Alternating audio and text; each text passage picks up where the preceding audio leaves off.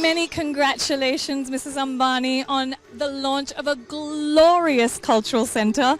And I know that you've been dreaming of this for years and you've envisioned it and it's finally come alive. How do you feel? I think at this moment my heart is full. I'm at a loss for words, but I think Mukesh and me had dreamt about having a cultural centre in India comparable to the best in the world.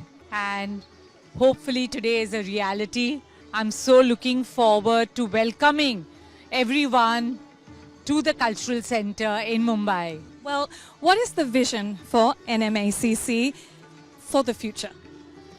So NMACC is an ode to our country, to the rich legacy and heritage that we all have inherited. I hope the spaces here nurture young talent, not only from the metros and cities, but from small towns and remotest villages. I hope it becomes a home for the art, for the artisans and the audience.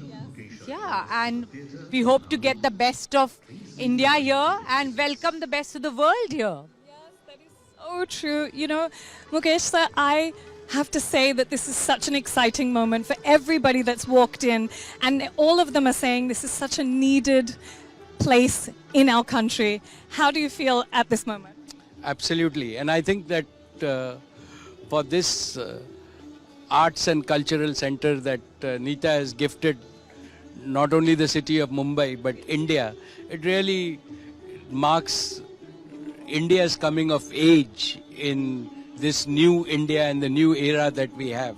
And we now have the infrastructure to produce world-class content. We have the infrastructure to invite everybody else from the rest of the world to come to Mumbai.